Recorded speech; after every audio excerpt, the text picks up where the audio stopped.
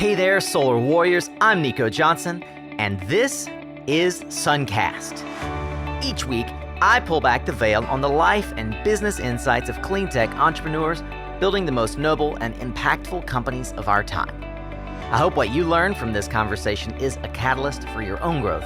So thanks for tuning in, and welcome to our tribe.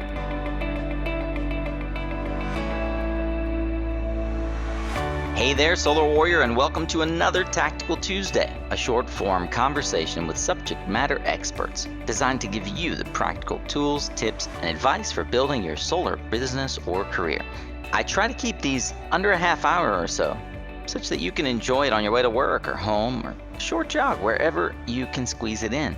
I haven't spent much time on electric vehicles here on SunCast, but we got some great feedback from you all earlier this year when we played the Podcast Lounge episode with SEPA's resident expert, Erika Myers.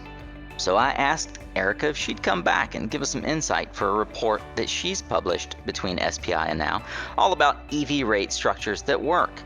It's a great primer on some of the underlying issues that prevent wider EV adoption and provides clear insight into how SEPA and Erika are leading the way for helping the broader grid integration problems get resolved for utilities and customers alike. You can find more Tactical Tuesdays just like this one over at mysuncast.com or right there in whichever podcast app you are using. While you're there, you may as well go ahead and give us a rate and review so that others can find us and enjoy this content the same as you are. For now, get ready to tune up your skills, Solar Warrior, as we tune in to another powerful Tactical Tuesday here on SunCast. All right, welcome to Tactical Tuesday. We usually take this opportunity to dive in the rabbit hole of some subject matter that you know a little about and that we want to know a whole lot more about. As the conversation around clean energy and the clean economy gains momentum, increasingly electric vehicles and e-mobility is coupled into how we think about the clean economy. One of the things that I find myself and others in my spheres of influence, and certainly you as a listener of SunCast, thinking about what do we not know that we not know, or what do we need to know about e-mobility in order to better understand the broader economic impacts and implications. And no one that I know has a better grasp on how the transportation electrification process is going than my friend Erika Myers over at SEPA. Erika, welcome to SunCast. Thanks for having me. Indeed, it's always a joy to hang out with a fellow Carolinian. You have almost 20 years of experience in working in the clean energy sector. You've specialized around that nexus between the grid, EVs, and renewable energy.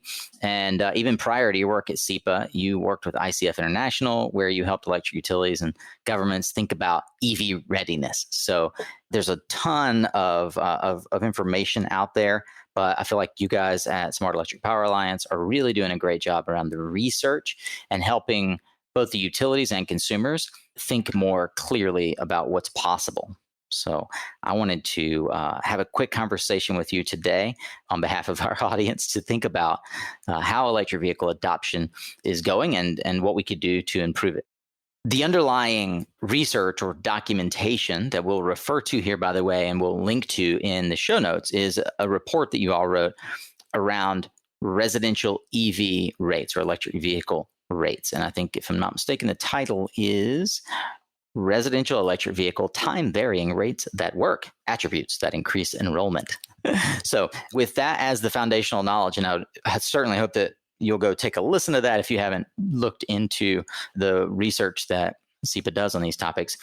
It occurs to me that there's like a lot of folks may not understand the different classes of vehicle. You know, we think often of like sedans and crossovers and light duty trucks. And I'm going to start pulling stuff out of the air due to my own ignorance around this topic. But could you help maybe disintermediate and add to our knowledge around the different vehicle classes? Sure, absolutely. So there's three different types. There's a light duty, medium duty, and heavy duty. Light duty are typically the passenger vehicles that most of us drive. Medium duty would be a little bit bigger. These are like delivery trucks, package delivery, things that are kind of in the intermediate size. And then heavy duty, which is transit buses, semi-tractor trailers, cement trucks, all these really heavy vehicles, and they're all segmented by their gross vehicle weight. And all three of those different duty cycles are in the process of being electrified. We're all very familiar with, Tesla and the Nissan Leaf, and those fall in the light duty category. Medium duty and heavy duty tend, in my view, to be more fleet level vehicles, like your municipalities or your school districts or the municipal bus service, or even your big tractor trailer companies and the fleets that Amazon and many other big companies have driving around delivering stuff. Is that accurate? That would be correct. Yeah, most of those are related to fleets. Now, with the different uses of those vehicles, obviously how a fleet would use a vehicle and when they would go about charging it is going to be very different. And so when we talk about the medium and heavy duty space, typically it's difficult to come up with load profiles for those without diving a little bit deeper into the specific industries that use them. That makes sense. So there's going to be an element of this that we'll probably leave to the side for now. Maybe we'll come back later and talk about it. And that's sort of differentiating between how medium and heavy duty use is different from residential. Given that the underlying research that I wanted to probe is around residential, let's just stick to residential for now. I'll probably ask a few questions that are lingering in my mind towards the end around maybe DC fast charging and commercial fleets. So if we focus just on residential, one of the things that's similar with regard to electric mobility that most of our solar installers here will understand is the idea of time varying rates. Where each state has a ton of different rate schedules for residential and different offerings, in fact, for solar customers. Is the same true for electric vehicle usage in the residential world? Actually, electric vehicle rates are still fairly new. In our study that you mentioned earlier, residential EV rates at work, we actually included an appendix of all of the EV rates that we were able to identify as part of this work. So I would say that, with only about 60 or so residential rates that have been published so far, we're still learning what aspects of these rates work and what don't work, which is why we published the study. So there's an underlying concept of a time varying rate, which means that you effectively get billed at a different rate depending on when you ask for electricity from the utility, right? The underlying concept for both, I think, solar and EV charging is that there's an optimal time to participate in that metering for solar, and there's an optimal time to charge a car. What's that optimal time range for electric vehicles? Yeah, so the great thing about electric vehicles is that they have a lot of flexibility in terms of when they can charge. So most cars are parked 95% of the time. And so with that kind of range of you being in one space, either at home or at work, you have a lot of flexibility in when you can charge your vehicle. And so most people, just out of convenience, when they get home from work, they'll put their plug in their car and then they don't think about it again. The problem with that is usually when they come home from work is during what we consider to be on-peak charges. These are the times when we demand the most from the grid, and this is when we have the most costs associated with supplying that energy from a utility perspective. So we want to get people to charge after that peak period, which is usually in the later evening hours, starting around 10 or 11 o'clock at night. It's very easy to do this. You can schedule your car to charge using the car timer, or a lot of times if you have a smart charger, you can also schedule it then. So we're encouraging people to think about charging during these off-peak hours by giving them an incentive in the form of a discounted rate. I think folks are probably going to have a pretty solid understanding as we get deeper into this around that idea of time varying rate. It also occurs to me that the way that the whole idea of bill structure might be something that we want to clarify. That being, there's a fixed fee and a volumetric fee. How does that factor into the discussion or decisions for homeowners? Absolutely. So the fixed fee portion is really related to the costs around the distribution system. So as it relates to all the costs that the utility puts in for transformers, wires, poles, all those things, that goes typically into the fixed fee.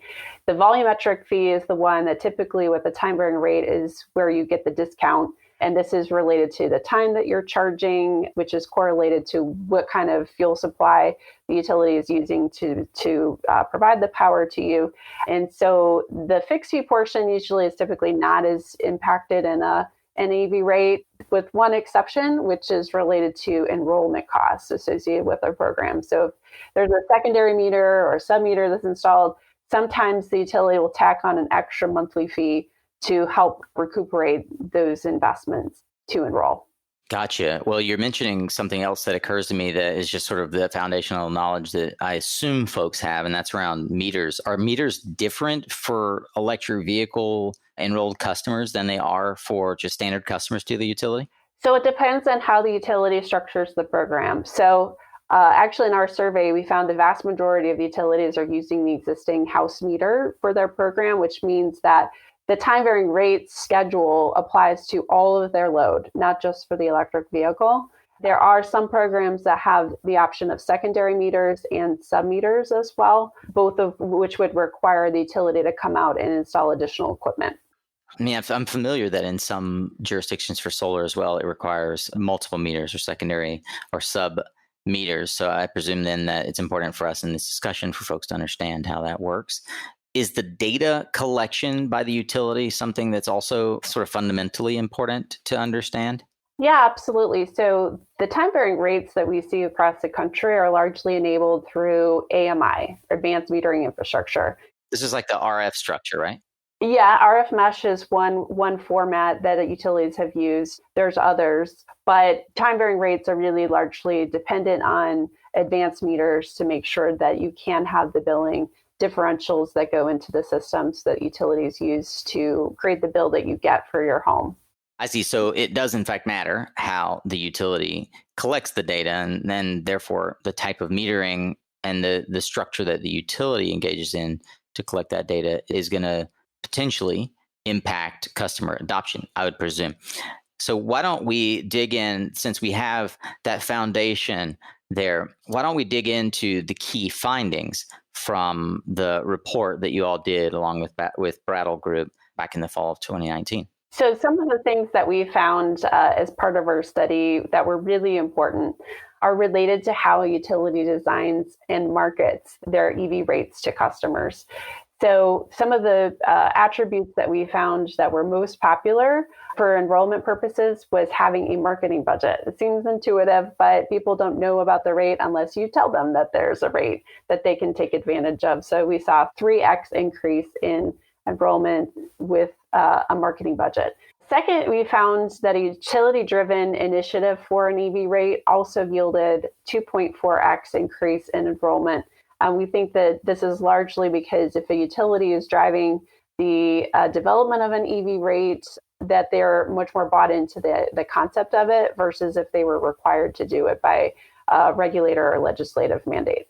Right. So where there's a regulatory body telling the utility, you have to take this into consideration and put it into your rate schedule, they were less likely to have high enrollment than if it were internally sourced. That's correct. We also found that bill savings for the average EV customer led to a 2x increase in enrollment. Surprisingly, not all rates are designed to help customers get savings. In fact, based on the utility survey that we sent out, actually some rates did not have any bill savings associated with them or very nominal, and some actually cost more for the customer on average. So how you would go about structuring a rate is really critical. You know, every commercial solar opportunity counts, so why lose that sale to high demand charges? Did you know that you can offer up to 30% in demand charge savings at a tenth of the cost of installing a battery? With DemandX, the innovative new demand charge reduction software from Extensible Energy, your client can boost ROI and reduce payback time without all the expense. And as a SunCast listener, you can get a free demand charge analysis by going to extensibleenergy.com/SunCast. And while you're there, check out 3 recent case studies on how this easy-to-install software is a win-win for you and your commercial solar clients. DemandX works for office buildings, retail, churches, and more. See for yourself at extensibleenergy.com/SunCast. did you miss out on the live sessions of the SunCast Clean Energy Summit?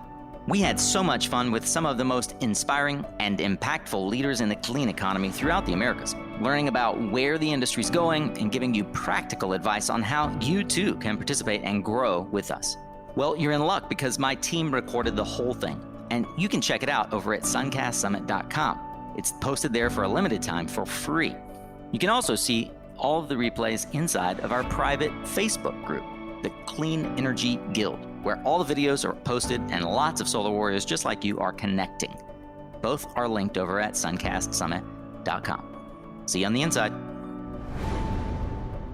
As a consumer has an electric vehicle, I would not at all be motivated to enroll in a different rate structure. I mean, even just the time on the phone or internet or whatever I have to do would not be motivated at all if I'm not going to actually see savings. One of the things that I wonder how this is measured is if a customer only understands their savings by being enrolled in the program itself. It seems like a chicken and egg situation. How are utilities tackling the explanation of potential savings in order to spur enrollment or encourage consumers to consider it? Absolutely. So the unknown is a very big barrier to enrollment for customers. And the reasons we're starting to see a lot more utilities adopting things like rate calculators that they post on their website that help people, either they upload their bills manually or automatically by connecting their account. And then based on scenarios that the customer plugs into the calculator, they can determine whether or not they're going to actually save money and approximately how much they could save from switching to a new rate. So we think rate calculators and other sorts of transparency related tools are essential for any time varying rate, not just for electric vehicle rates, but they certainly do help minimize concerns from customers. You mentioned that 70%, which is a huge number of enrolled participants, heard about time varying rates through least cost marketing efforts. What does that mean? Yeah, so least cost includes things like website information. So a good chunk of the customers that we had surveyed in conjunction with NLX through a different survey essentially showed that most people heard about the rate through the website or through referrals. And this, the community that buys electric vehicles, they're fairly tight knit. People who buy EVs tend to know someone who owns an EV. And so word of mouth is really an important way to spread information to this community at this point in time.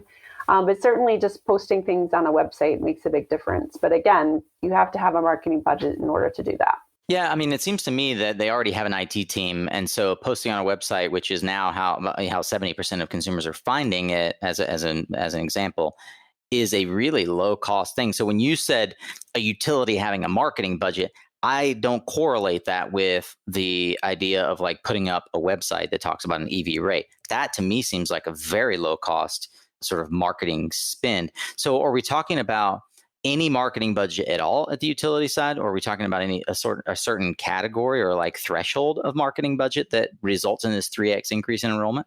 It was any marketing budget was the correlation that we found. Now, the amount of marketing budget varied widely.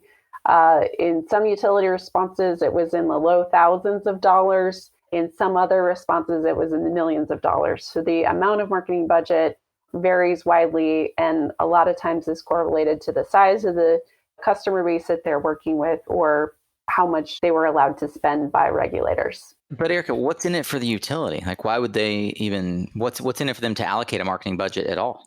Well, it goes back to the entire premise of why we want people to be on electric vehicle rates. We want to move people off of on-peak charging and move them to off-peak charging, like later in the evening. And this is really critical so that we don't see major negative grid impacts from this new load. We see electric vehicles as being a very positive thing overall if we can get people to charge off peak. And rates are the very first entree by which you can help people understand load management and what we call managed charging. Managed charging. Managed charging is actively considering how and when you charge, what it costs you, et cetera, rather than just being sort of blind to it all. You come home, you plug it in the car, and you walk back upstairs.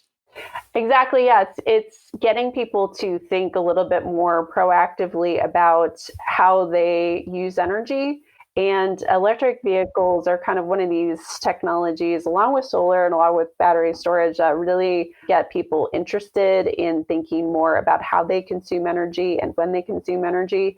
It's one of these, what we call gateway drugs to other kinds of efficiency and renewable energy programs. And so if you can get somebody to enroll in something like an electric vehicle, right, well, maybe you can get them to enroll in a critical price program for demand response or a smart thermostat or a smart water heater. So these are ways that utilities are thinking about packaging types of these DR and efficiency programs together in a way that really is more interesting and exciting for consumers. One thing that caught my eye as well is that you have some member-only content. Since I'm not a member, I don't have access to that. But what's the value or benefit of becoming a member for someone, or if you're already a member of SEPA, that you'd see behind that paywall? Yeah, so with all of our publicly available reports, typically we have some member-only content that's specifically designed for folks that are SEPA members. And in this particular case, we have more detail about all that list of rates that you saw in the appendix.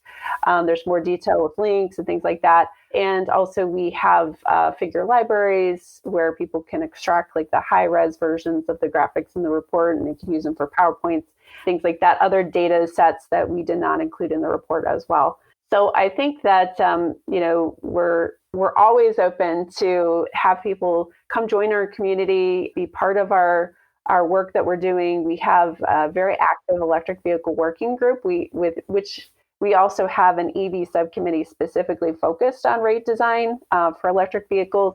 And so people who want to be more involved in these conversations, the cutting edge research that we and others are doing, it's a forum for folks to exchange the bleeding edge information, which typically is not published yet. So I'd encourage folks to check out our website at sepapower.org for more information. Fantastic. Well, before I let you go, I did want to circle back to this conversation around DC fast charging. It seems like it's been the pariah of why electric vehicles were going to be able to be proliferated and take away that range anxiety. It seems to me that right now there's maybe two decent examples. Obviously, Tesla with their light duty vehicles have a pretty impressive network that they've invested in heavily across the world, not just the US. And thanks to really terrible executive decisions, now Volkswagen is investing in a similar network across Canada and the US in particular. But I just don't see DC fast charging getting the momentum that we all expected it would, with big companies like EVgo and Tritium and ChargePoint pushing as hard as they can. What's holding it back right now?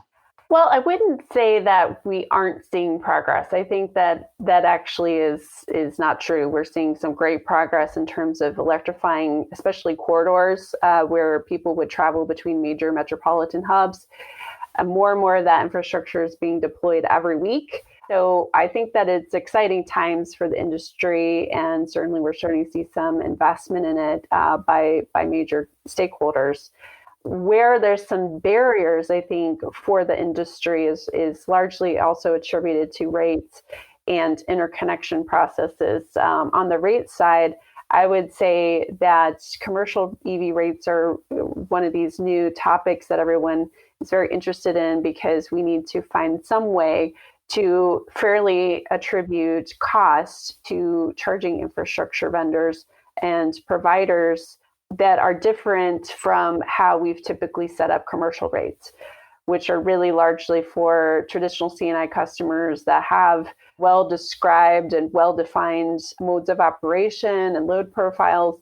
The load profiles for DC fast charging are very unique, very different, but yet we're still applying the same sort of methodologies to this other kind of what could be its own rate class. So it's not working very well from an equity perspective for vendors who may only be using a very short amount of time for that transformer, but being charged just like a traditional commercial and industrial customer for much more use. So thinking about ways that we can think about like adjustable mortgage rates, where you have like a different mortgage rate over time.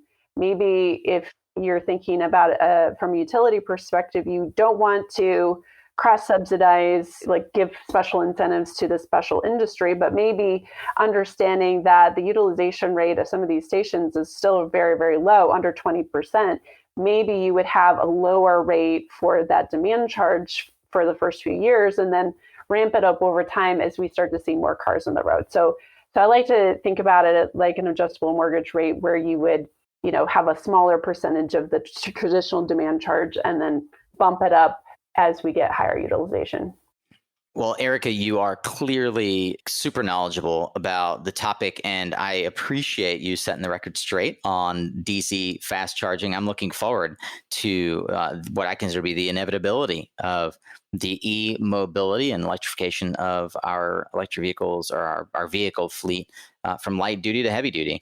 As we wrap up here, I recall that you guys published a report called EV Future or something like that. I'll let you clarify it back in the fall. And if I'm not mistaken, a conversation you and I had around that document suggested there might be a part 2. When would I expect to see part 2 from that document? Yeah, so Planning for an EV Future was published in the fall last year. It's available on our website as well for download. It really is designed to help utilities think about distribution planning and other elements to help increase the amount of electric vehicle charging infrastructure in their service territories. So this is a companion report that's coming out in June 2020, and it's going to help utilities understand an approach by which they can develop an EV charging infrastructure program, from a development of a strategic plan to creation of a transportation electrification team and how to do that, as well as a very comprehensive list of best practices that we've compiled from utilities across the country on deploying utility-led charging infrastructure as well as customer-side charging infrastructure. So we're really excited about this piece, and definitely take a look when you get a chance in June. All right, fantastic. Well, I've just found it on the website, Preparing for an Electric Vehicle Future, How Utilities Can Succeed. We're going to link to that, of course, as we always do, along with the residential rates study that we discussed a little bit earlier. Hopefully folks will go check that out. I'm always impressed by not only the quantity, but the quality of amazing research that you all are engaged in. You are certainly no exception to the rule. You are an exceptional expert, and I love getting a chance to dig in with you on all things EV. Look forward to having you back soon to talk about other things that you're diving into. Erika Myers is the principal for transportation electrification at the Smart Electric Power Alliance. And Erika, it's always great to have you on SunCast. Thanks so much, Nico. I really appreciate it. Well, I am so grateful for that time with Erika, and I can't wait for you to hear the forthcoming long-form interview she and I have already got laid down. I was surprised to find that we share one very important thing about our history. And I also continue to learn much more about the effective strategies that are being devised to help encourage and boost overall EV adoption, which many of us in clean energy consider a foregone conclusion and inevitability. Be sure to check the show notes for today's episode if you're curious to connect with Erika or read some of her research. It's all linked there. That's a wrap on this conversation, Warrior, but I do hope that we'll see you back here on Thursday for this week's long-form interview. I also encourage you to check out other episodes of SunCast and let me know what you think of these shorter-form discussions. Do you want more like this? We've got hundreds of episodes, resources, and highlights from these discussions, along with the social media links for each episode guest, book recommendations, and so much more over at mysuncast.com. And that's also where you'll find other ways to engage with our SunCast tribe, like subscribing to our weekly tribe-exclusive emails or even joining our exclusive inner circle of infinite learners and clean economy champions we affectionately refer to as the Guild. If you're on Spotify or iTunes, I do so appreciate your rating and review so that others can also find SunCast more easily. And a special thank you to our sponsors who help make this podcast possible. You can learn more about them at mysuncast.com/sponsor, as well as learn more about becoming a sponsor if that's something that you're interested in. You can follow the links there as well to any of the offers that we've discussed about any of our sponsors here today. Remember, you are what you listen to. Thanks again for showing up, Solar Warrior. It's half the battle.